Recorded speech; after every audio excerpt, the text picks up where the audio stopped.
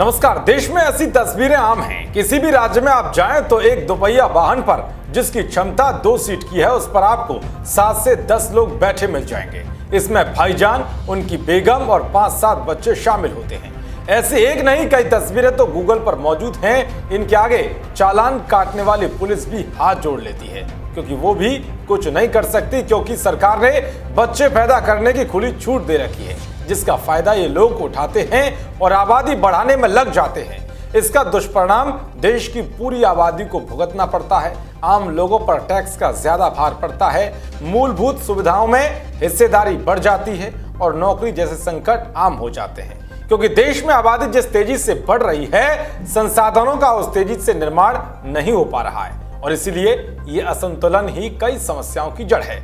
सरकार ने परिवार नियोजन कार्यक्रम के जरिए लोगों को समझाने और जागरूक करने की भरपूर कोशिशें भी की, लेकिन कुछ लोग हैं जो तो ये तय करके बैठे हैं कि हमें तो समझना ही नहीं है, और ये लोग 10-10 बच्चे पैदा कर देश पर बोझ लाद रहे हैं। बढ़ती जनसंख्या की वजह से सरकार परियोजनाओं के जरिए उन्हें लाभ देने का दबाव भी बढ़ रहा है। इसीलिए अब सरकार इस बीमारी पर कानूनी रोक लगाने का मन बना चुकी है और जनसंख्या नियंत्रण कानून लागू करने की तैयारी शुरू हो गई है। सबसे पहले इसे असम सरकार ने अपने यहाँ लागू करने का ऐलान कर दिया है और अब योगी सरकार ने भी इसके संकेत दे दिए हैं। खबर है कि उत्तर प्रदेश सरकार ने देश की सर्वाधिक जनसंख्या वाले राज्य में 2 से ज्यादा बच्चे पैदा करने वाले लोगों को सरकारी सुविधाओं से वंचित करने का फैसला कर लिया है और विधि विभाग को इसका मसौदा तैयार करने के आदेश जारी कर दिए हैं। राज्य विधि आयोग ने भी जनसंख्या नियंत्रण के लिए कानून बनाने का मसौदा तैयार करना शुरू कर दिया है। आयोग के अध्यक्ष न्यायमूर्ति A.N. मित्तल ने, जिनके मुताबिक राजस्थान और मध्य प्रदेश में लागू कुछ कानूनों का इसके लिए अध्ययन किया जा रहा है। इस खबर को कई मीडिया हाउसेस ने कवर किया है, जिनकी रिपोर्ट्स के मुताबिक आयोग अपना अध्ययन करके जल्द ही योगी आदित्यनाथ की सरकार को रिपोर्ट सौंप सकता है। लव जिहाद से लेकर गोरक्षा और उपद्रवियों से सार्वजनिक संपत्ति के नुकसान की वसूली तक योगी सरकार में कई अहम कानून पारित हुए हैं। अब 2 से ज्यादा बच्चों के माता पिता को सरकारी सुविधाओं से वंचित किए जाने संबंधी प्रस्ताव पर अध्ययन हो रहा है। आपको बता दें कि राज्य विधि आयोग की सिफारिश पर ही उत्तर प्रदेश में गोवध निवारण अधिनियम 2020 बना था।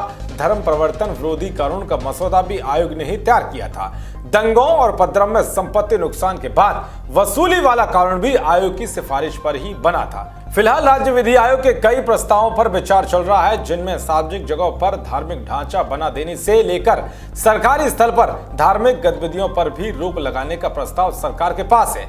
मतलब इस कानून के आने के बाद सड़कों या पार्कों में नमाज पढ़ने और जगह जगह मस्जिदें बनाने पर रोक होगी। उधर असम देश का पहला राज्य बन गया है जिसमें 2 चाइल्ड पॉलिसी को राज्य में लागू करने का ऐलान कर दिया है।